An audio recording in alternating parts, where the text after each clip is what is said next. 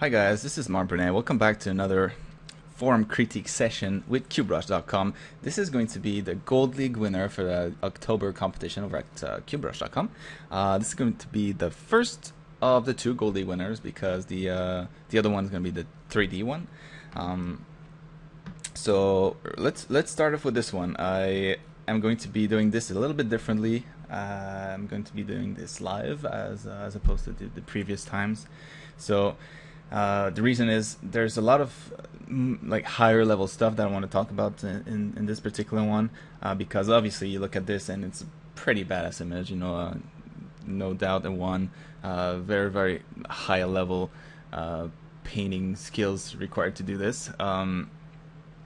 So yeah, like the good things, very cool sort of subject, very cool scene to look at. Great colors, great lighting.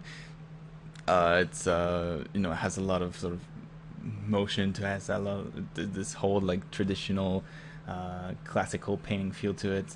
So yeah, it's very great.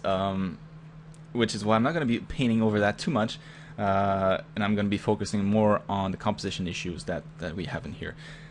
Because the composition is pretty decent, so you have the character, it's well centered, so at least you don't have the main subject sort of off centered or like cropped wrong.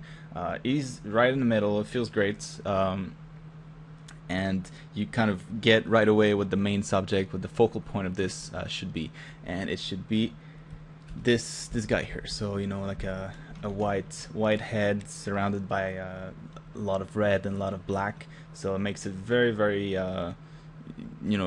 easy to look at. It makes it pop a lot. So this is going to be our focal point that we want to put the emphasis on. So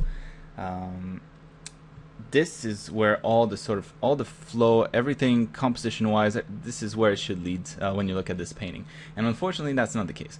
So there's a lot of tools that you have whenever you work with composition. There's a lot of stuff that you can do to help the composition. It can be colors, it can be lights, it can be sort of the rhythm of objects in the scene, it can be the distance about the different objects in the scenes, it can be the level of details in some areas versus others. It can be sort of lines, and there's a lot of stuff that you can use, but most of those things are used properly in this.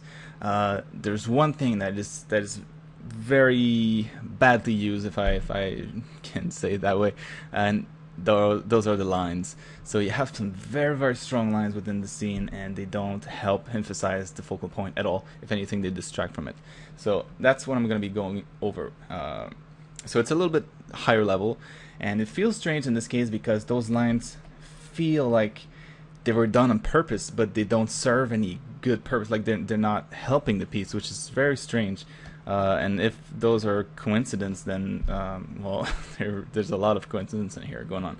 So it's almost as if yeah, I don't know. I don't know what the logic behind this was, but I'm gonna point them out to you, and you'll see they're actually fairly obvious to see. So you have this big V in the scene going on. So you have like these lines here. This line's very obvious, and you have this other one here going kind of like that.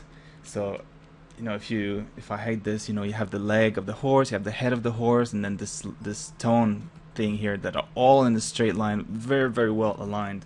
And on the other side, the opposite side, you have sort of the arm, and then it leads to the shoulder, and the head, the other head, this guy's hand, and then the cross, all sort of aligned in the same line, and it creates this V sort of shape in this painting. And what happens when you have those lines that are very strong in the painting is that you look where those lines meet.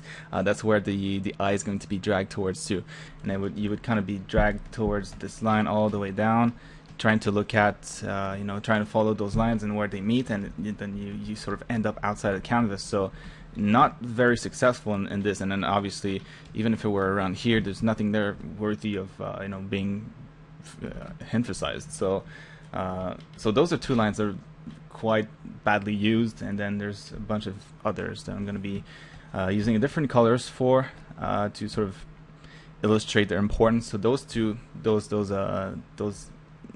blue lines, I guess, are the more the most important ones. Actually, there's another one that's very important. That doesn't make much sense, and it's this one here. So you have the chain, then the arm, and then sort of the top of the wall in the background. Another very, very strong line. If you hide this again, you can see it's like this, it goes across the entire painting for no apparent reason. Again, it doesn't. There's nothing up in this corner here, and it's just an awkward composition sort of planning. But yeah, so I'm gonna be adding the other ones now. So the other lines that are not as obvious but are too strong would be these ones. So you'll see you have this line is actually quite important, and then you have another one on the other side here, kind of going like that, and then this one also. So you see there's a lot of and I could even like put this one here.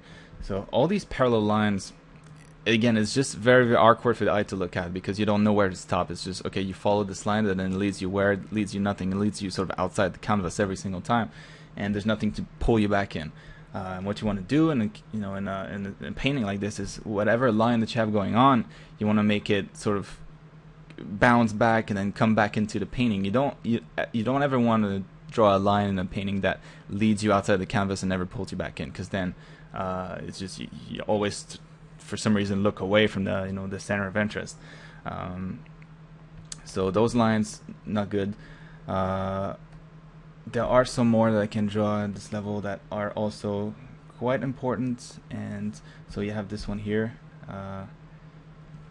So as you can see, the sort of this one here on the ground, and then it runs into the one in the fold for no good reason at least. You have another one here that's a little bit more subtle, so I'll change the color. Let's see if there's another one that I could do using this color. Well, you have the other ones. So I pointed out the big blue one here. You have another set of parallel lines here. So like this. Again, not helping in any way. So you would want to have like some curve going on here, so that you don't have all those parallel lines for no reason. And then I could even draw this one here, which is another good one. So the rock, and then the back of this guy, and then it's just so many lines going on in this painting for no real good reason. So let me hide these. I'm gonna switch color again. Let's go to orange, and so there's another one that I can see. If you go like this, that's another one, a little bit more subtle, granted, but it's still there, and it's still kind of if I can spot it, it means that it shouldn't be there unless it serves a really good purpose. So you have this again, like the connection between, not the connection, but the separation between the light here and the shadow, and then it goes into sort of the bottom of the cloth, the fabric, that is all sort of folded on the same line, and then leads onto the leg of the horse. Again, not necessary at all to have this line. And so let's see what else. I guess this other one's not going to be a line. So like I said, the majority of the problems here is with lines, and there's also you can also have like different curved lines, I guess. And whenever you have something that curves, or something that's a little bit more organic, you kind of want to use that to your advantage and keep it organic and sort of bring it back. So let's say you had a curve going on, or circle going on in the scene. You would want to have something like something that starts at the head, and then you go around, and something like this maybe. So that whenever you start here, you go around the spiral, and and then you land on the focal point at the end. And you could have, in this painting, it could have been used with this piece of cloth, for example, but for some reason what happens here is that you go here, and then it breaks. So the flow of this curve is broken, and then you head down, and then what you head down to are all those other parallel lines. And then what your eye does is just it goes back, follows those lines outside the canvas, and then you never sort of go back to that guy's head, which is the main focal point. So things to help with that, it would be something like a curve like this, and then it goes back, and then maybe something like that. So you know, something to pull it back in. So that curve would be a lot better. So what you could do, and that's actually going to be that's going to be it for the curves, you know, and the issues in the curves. Actually, I just spotted another one. Oh no, this one right here. So yeah, another one that's a bit too intense for absolutely no reason. So let me hide this now that I've drawn all those curves here that I've spotted.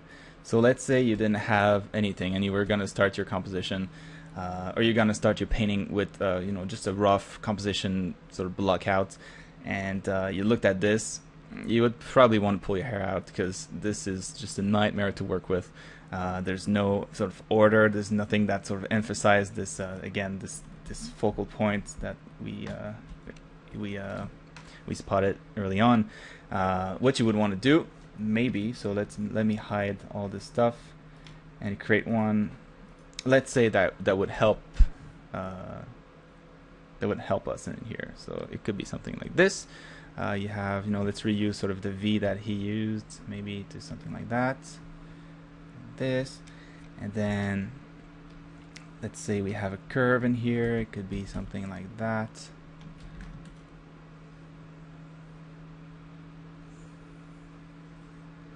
And then you could have other lines to sort of prevent you from going outside the canvas. That could do something like this, so to block you in and make you bounce back. And then let's see, you can even add more lines towards that center.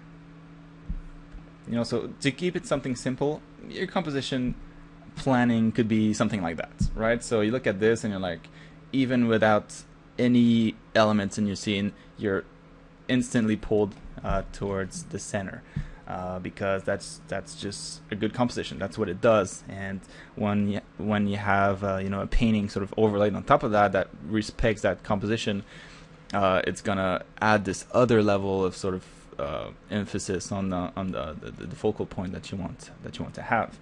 So that's what composition does. And then when you have something like this, unfortunately, it subtracts from your painting. So instead of adding like a good composition would, it subtracts a lot of qualities from it, because suddenly now it doesn't read as well. Your eye sort of wanders around the whole place. It just feels like it's an experience that's not as good as it should be. So what do we do about that? Well, I'm gonna be trying to fix a couple of the things. And mostly it's going to be breaking those lines. So I'm not gonna, you know, obviously redraw all of that, because there's just too much stuff, and it would take me way too long to sort of paint and tweak things and then paint them back up to the quality that this painting is painted at. So what I'm going to be trying to focus on is one by one go at these lines and try to break them up so that they don't at least attract attention in a negative way. So if all those lines are gone, at least, you know, you'll be relying on all the other things, all the other compositional elements within the scene to help you sort of focus on the main target. So there are a lot of things already. So, you know, the lighting is helping, and the colors are helping.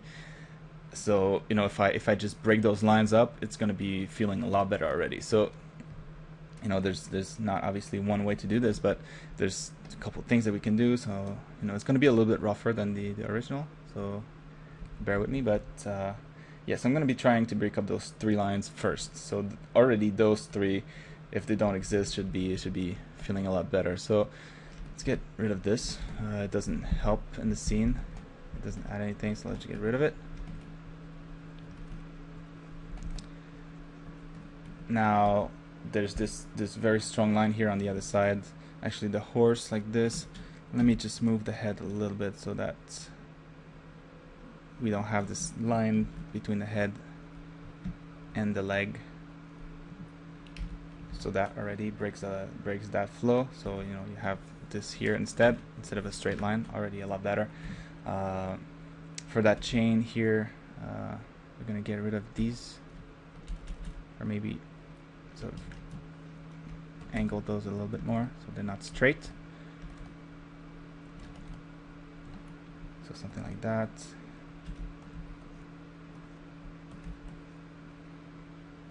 Sorry, that's already a lot better. Then this straight line, I mean, we can keep it if possible. I'll try to keep it and then change everything else around it so that it's not too obvious. So that would mean changing this one here, so you have, you know, these two lines are parallel. I want to get rid of that, so just, you know, curving the cloth a little bit more inwards. There you go, that should do it. And then getting rid of this background line. I'm just gonna rotate this whole thing. So the perspective in the scene is already a little bit messed up anyways. I don't think it really matters, but I'm just gonna rotate this, and you shouldn't notice too much. And at the same time, it should help break those obvious compositional lines. So let me do this. So like that instead. I erase the stuff behind.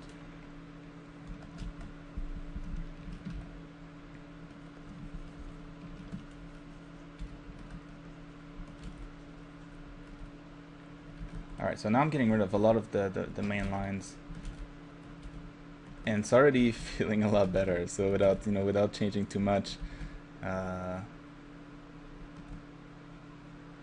that's why I was saying initially that it's very strange that the artist chose to draw things this way, because you almost have like to really do it on purpose, but it doesn't help his painting. So that's why it's just kind of weird.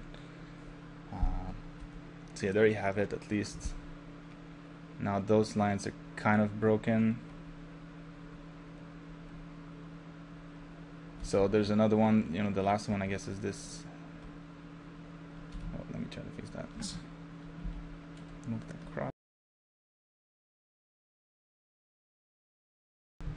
Alright, and now there's this line here, so all the heads and the arm, and so what I can do with this, I'm not gonna remove any of those characters, but what we can do is change the lighting on them so that to make this sort of line disappear. So I'm gonna go into multiply mode with similar color, I guess, or something like that.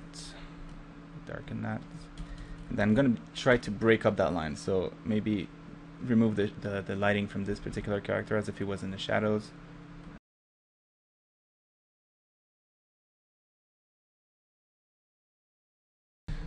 So as you can see, like those lines have been pretty broken now. They're not nearly as obvious as they were before. So now they don't attract attention too much. We still have a bunch of other lines to fix though. So this one's gone now, pretty much. So by rotating the background, we kind of got rid of it. This one also is gone. So let's get rid of that. So let's fix this one here. So now that the rocks are gone, I guess it's not as bad anymore. So I think we can leave it that way. But yeah, so let's fix all those parallel lines here. So, and at the same time, I'm gonna be fixing sort of this broken spiral here that we have with the cape at the same time. So I'm gonna be redrawing sort of this piece of cloth to make it flow a little bit more within the scene. So you can always imagine it's in movement, so maybe there's wind or whatever. There's always a good reason for it to be in motion like this and not completely like falling down, falling gravity. So yeah, it could be something like that. And can have a flap that goes back up, and then that points towards the face, so that it brings you back up to the head at the same time. Maybe make that a little bit more subtle. Alright, so something like this maybe. And then the curve is a little bit strange. Like you would want a curve that's a little bit more circular, I guess. Now you have like this sort of oval kind of curve. So what I would do is just make it curve a little bit sooner. So do something like that. So you get the flow. It just feels like it flows a little bit more. Flows a little bit better. So something like that. Alright, so you could even get rid of this thing here, for example. So I'm going to go into multiply. I'm going to go into liquify mode, and then move the piece of cloth here, so that it's not following the straight line that we saw. So maybe do something like that, and that's good. Simple. There you go. And okay, so what do we have that's left? So that's pretty much it. I mean, I could probably move the leg of that guy a little bit more, so that it doesn't point straight down. Maybe something like this. Yeah, I guess that feels pretty good.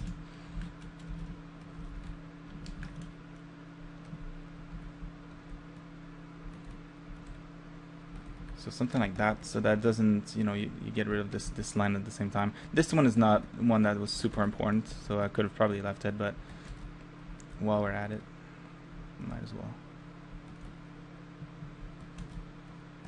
Alright, so there you go. And then the final ones, so these ones are all gone now. The final ones are these lines. So the one at the top of the horse, this one's pretty much gone now. I think we fixed that already. And what else? So we have this one here. That's still fairly obvious. So we're going to try to get rid of that by continuing the cloth a little bit more. So I'm going to be speeding this up a little bit just while I clean things up, and we're going to be adding a vignette effect also on the edges to sort of emphasize the center of the painting. So I know it's pretty subtle, but what it does is that it brings down the sort of brightness of some of the elements on the outside that really don't need the same level of brightness. It brings it down to a level that's not as high as the main character. So if I undo this, you can see the head of the horse here, the nose, this guy's head, the bottom of the leg here, the foot, this piece of fabric, and then this guy's head. They were all very, very bright, as bright as the head of the main character actually. So there's no need for that. Bringing this down, pushing this back a little bit more helps again bring the eye to the main character. And then you look at this first, and then you're like, oh, okay, and then there's other stuff around, and then you look around, and then you're kind of since they're all the sort of main directional lines are gone now, the eye is not drawn outside of the canvas as much, and it just feels a lot better this way. So there you go, guys. Before, after, before, after.